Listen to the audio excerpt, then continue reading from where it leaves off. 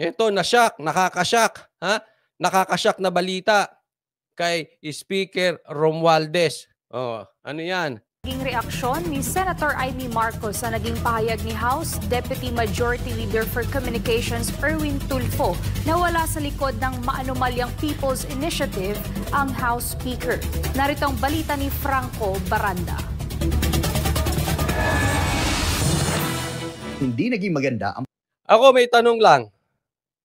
Asaan sa survey si Tamba? Tamba, may mukhang hindi. Ni ayaw ka nga pumasok sa survey ng Senado. Magpe-presidente ka pa. Oh.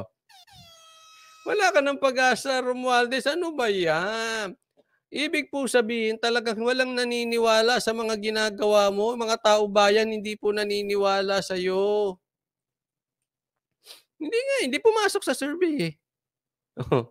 Wala siya. Pagtanggap ng publiko, maging ng ilang opisyal ng pamahalaan sa kontrobersyal na People's Initiative na layong amyendahan ang konstitusyon. Pero pagtatanggol ni House Deputy Majority Leader at ACT-CIS Representative Erwin Tulfo, hindi naman daw si House Speaker Ferdinand Martin Romualdez ang nanguna rito. Kasunod ng pagsabi na posibleng naninira lang ang kung sino mang nagpapaka... Anong nangyari sa'yo, Erwin Tulfo? Parang hindi ka na in touch with reality. Pinagtanggol si Tamba, hindi raw si Tamba. Pinsan na nga mismo nagsasalita, Erwin Tulfo naman. Kung Erwin, sinisira mo ang apelyidong Tulfo. Eh, grabe. Ano kayang nakain ito si Erwin Tulfo, no? Hindi niya alam. Nakasama ka lang sa palengke 1 time, 2 times, 3 times siguro. Hindi ko alam kung ilang beses. Iba na tono mo. Parang wala na sa realidad. Kalat ng impormasyong ito. Ikinagulat naman ni Senador Amy Marcos ang naging pahayag ni Tulfo sa ginawa nitong pagdepensa kay Speaker Martin Romualdez sa maanumalyang People's Initiative. Speechless ako, nakaka-shock masyado. For a change, wala akong masabi.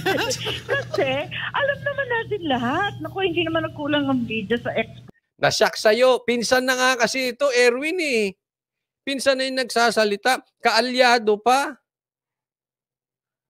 Oh, may expose siya at may ebidensya. Yan po ang expose. May ebidensya, may video, sangkatutak na litrato. Involved di umano, si Tambaluslos dyan sa PI na yan. Kasi ang sinasabi ni Erwin, pinapagtanggol niya yan si Tamba na hindi raw siya ang nasa likod dyan sa pagpapapirma ng PI, yan sa pagbibigay ng ayuda para pirmahan yung political initiative na yan, yung Tamba initiative na yan. Wala daw pinamimigay na pera. Basta hindi involved. Hindi po siya ang kumukumpas. Di umano itong si Tamba diyan sa political initiative na yan para palitan ng ating batas, amyendahan ng ating batas. Oh. Eh ang daming ebidensya. Pambira to si Tulfo. Oh. Jose, katutak na ang video, katutak ang retrato, katutak ang testigo, lahat nagsasabi. Tinext tayong lahat ng Office of the Speaker, nag-aalok ng 20 million, ang liwaliwanag. Ang dami mong pera, Tamba! Sangkatutak ang videos, sangkatutak ang testigo, sangkatutak ang litrato, meron pang text message na nag-aalok ng 20 million. Ano yung kada distrito? Grabe, ang daming pera nito si Tamba.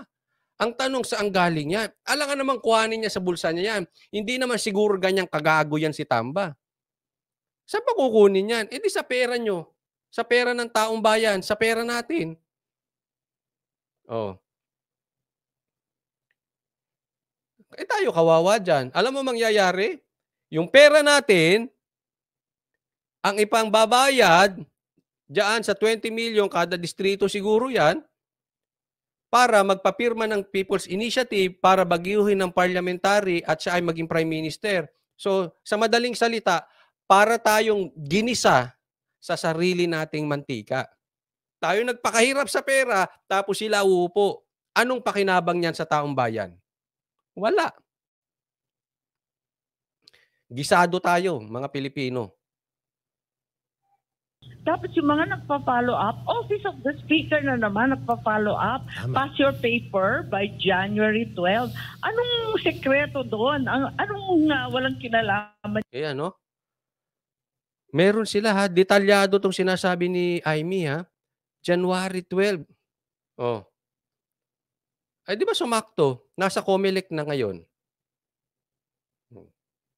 Yan po ang ano. Ha? Yan ang banat. May ebidensya. Back up siya ng videos. Yung speaker. Dagdag pa ng senadora na tila nagpapahinga o naglilo muna ang mga may kinalaman sa kontrobersyal na pangangalap ng pirma. Sa bagay, nagbago na rin. Hindi na ngayon, lie low na daw yung mga kongresista, lie low na daw yung pinagsabihan mga city mayor. Ang nagpa-follow up ng pirma ngayon ay mga DPWH kontratista. Ayun. DPWH, sabit din kayo dito. Oh, syempre lalaylo yung mga kongresista, lalaylo yung mga mayor kasi mag-e-eleksyon. Babaho pangalan nila pag na-identify sila diyan sa Tamba initiative na 'yan. Pag na-identify sila kay Tamba. Oh, anong gagalaw? DPWH. Ano 'yan? Ahensya ng gobyerno 'yan. Bakit may ganyanan? Oh, 'yan na ang gumagalaw oh. O wag niyo ako sisihin ha. Si Amy mismo nagsabi niyan, senador natin. Reliable yung source natin. Senador, pinsan mismo ni Tamba. Oh. Nakikita nyo kung gaano nakakadiri nangyayari sa atin? Ito'y garapalan. Pati siya na message, 20 million. Para sa kapalit ng pirma, sarap buhay. Ha? Ay, paratingin mo naman dito, ay may magpapirma tayo. Joke lang po, ha? O, diretso. Bira. Ano ba yan? Tuloy. Ano ba yan? Nagka-booking ngayon. Nako, para mag-pre-qualify ka, kailangan may 20,000 signatures ka. Ano yun? Tama. Sinagot rin ni Senador Amy Marcos ang bali-balitang dismayado raw sa Para mag-pre-qualify kasi may 20,000 signature. Siguro yung 20 million, kailangan makapagpapirma ng 20,000. Nako! So, lumalabas, 20,000.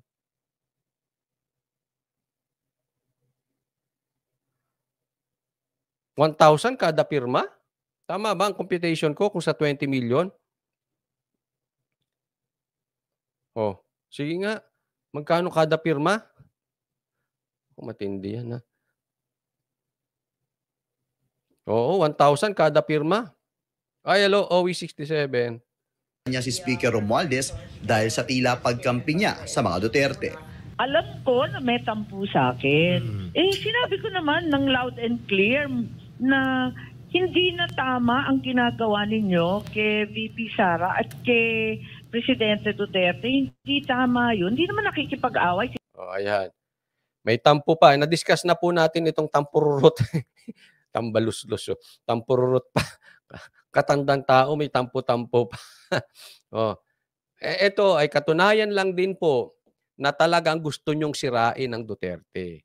Kasi hindi nyo type ang Duterte. Pinsan nyo mismo nagsasabi sa social media at saka sa mainstream media. Oh. Sinasabing napakatapang ng mga Duterte. Matapang nga, bait-bait sa atin. Wala namang ginawa kundi tumulong. Nakipag-alyado, kaya nakabalik. Ano pang gusto mo? Ba't natin... Buti pa to si Amy, no? Again, I'm not sold about her, no? But at least nare-realize niya na nakipag-alyado ang Duterte sa kanila para makibalik. Ito si Sara. Si PRRD, I don't think so. No? Pero, yun na lang ba tanawin ng utang na loob? Ito si Tambaluslos Kahit nga hindi na tanawin ng utang na loob huwag na lang siraan ng Duterte. 'Di ba? Kahit wala ng utang-utang na loob. Huwag lang maglalabas ng paninira na hindi naman totoo sa Duterte. Nangyari, siniraan nyo pa yung confidential funds. Sinisiraan nyo pa si PRRD ngayon. Nakatanggap pa ng demanda. Buti na lang, piskal pa lang, di napasado. Dismiss yung kaso ni PRRD. Inaaway ang hindi nakikipag-away. Correct. Nagalit sa akin, bakit daw ganon? Mas Duterte pa daw ako kesa sa Marcos. Yeah. Sa loob-loob ko, hindi ka naman Marcos sa loob. Alam mo, naaawa na ako dito kay Tamba. O sabi niya, nagalit sa akin, bakit daw gano'n? Mas Duterte pa daw ako kesa sa Marcos. Sa loob-loob ko, di ka naman Marcos. Ito kasi si pinapalabas ni Amy, nakikimarcos. Pilingerong Marcos. Ito si Tamba. Di ba pansinin nyo, pag nag-speech yan si Tamba, laging kailangan ididikit niya yung pangalan niya kay Marcos. Alam niyo kung bakit? Kay BBM. Alam niyo kung bakit? Wala siyang sariling followers. Kaya nga, hindi siya pumapasok sa survey. Sa trust rating nga, trust and acceptance rating, napakababa. Siya ang pinakamababa dun sa mga pangunahing matataas na opisyal natin sa bansang ito. Siya ang pinakamababa. Bakit kanyo? Ayaw sa kanya ng pula. Ayaw sa kanya ng dilaw. Ayaw sa kanya ng mga Duterte, ng DDS, siyempre na. Ayaw sa kanya ng pinsan niya. Oh, wala siya. Wala siyang followers. Ang may gusto lang sa kanya, itong mga congressman na naglumipat from PD, na sinasabi dahil may proyektong natatanggap, di umano. Di ba? Oh, sino lang may gusto sa kanya? Yung mga kapwa niya congressman, ilan lang ba yan? At saka dun sa distrito niya, hindi natin alam kung anong hokus-pokus meron dun. Kung merong mekos-mekos, baka mamaya may mekos-mekos dun. Kaya ganun na lang. Kaya accepted siya dun. Di rin natin alam. Ha? Oh. Pero kung talagang ibig sabihin, followers, wala siya. Hindi niya na nga malaman kung saan siya lulugar eh. Oh. Ngayon, ang strategy ay maki-Marcos. Romualdez, peking Marcos ka, nakiki-Marcos, pilingero. Kawawa, nakakaawa to. Hindi na lumalabas sa survey to. Si Romualdez. Nagpi-feeling Marcos. Mas Duterte pa daw ako kesa sa Marcos. Yeah. Sa loob-loob ko, hindi ka naman Marcos sa loob. Romualdez. Lagot ka. Asartan. Na-imagine ko, nag-family reunion kaya kayo nung Pasko. Paano nagkita-kita? No? Ay, kawawa.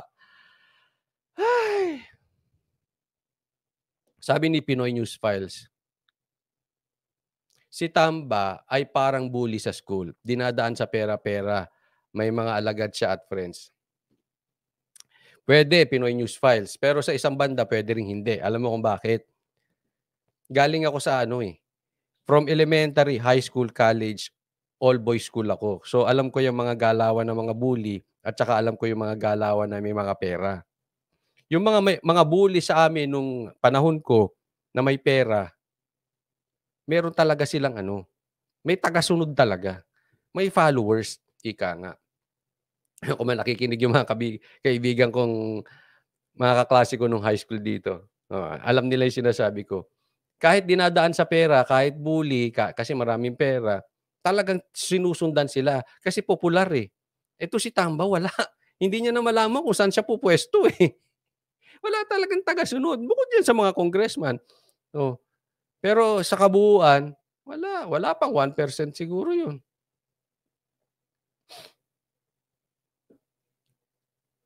Nagmana kay Doc Lorraine. Ayan. Sa huli ay ibinahagi ng senadora na mas maraming mahahalagang bagay ang mas kinakailangang bigyang pansin ng pamahalaan kumpara sa iba't ibang isyong kumakalat sa mga pahayagan. Alam mo, yan ang Congress, yan ang pokusan ninyo. Kasi may lumabas nga na detalyado na eh. Ha? May date na po sila. Ha? Kung kailan, teka muna, asan ba yun? Parang na-screenshot ko. Saglit ha. May date na po sila ng gagawin.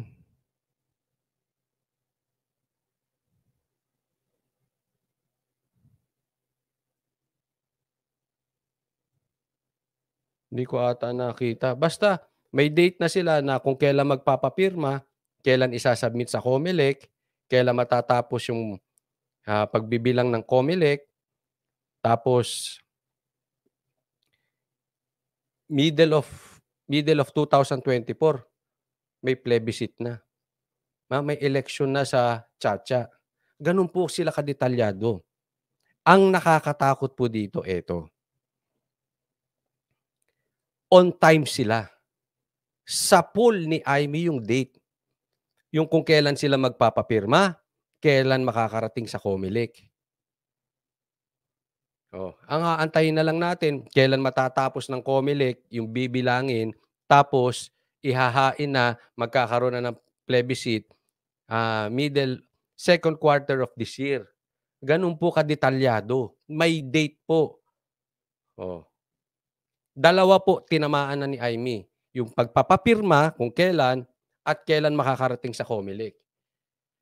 So, kung totoo, di umano lahat ng sinabi ni Amy, tapos tayo, may Chacha tayo between the second quarter of this year, 2024, baka mamaya, nakuha rin nila yung target, maging parliamentary tayo, prime minister yan. Or may term extension. Yan po ang nakakatakot. Yang term extension.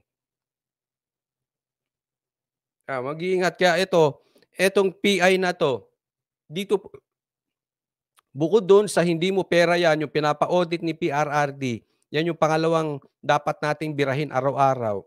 Etong PI. Kasi po, etong PI na ito, minamadali ito, minamabilis. Malingat tayo, mapunta tayo sa balitang iba. At January 22, babalik na po ang Kamara. Magse-session na po. Baka mamaya, iba na ang balita. And that is on Monday. Monday po, January 22. Baka maligaw tayo ng balita. Tapos, pagdating sa April, March, May, June, may plebiscite na. Di ba? Yan ang mga style nila eh. Nangyari na yan sa Maharlika, nangyari na Maharlika funds, nangyari na yan kung saan-saan. Etong unprogrammed funds, etong PI, may pirmahan. Kaya mag-iingat po tayo. Dapat ito binabantayan natin bakbakan. Nirarush nila yan, kaya tayo dapat binabakbakan natin araw-araw. Mapag-matsyag tayo dito. Pasalamatan ko lang to, June Hensley, Cherry Tosaki, Aurea Haway, Lynn Villadorid, at Sorina Morrojo. Ayan, basa po tayo ha. Basa tayo ng mga...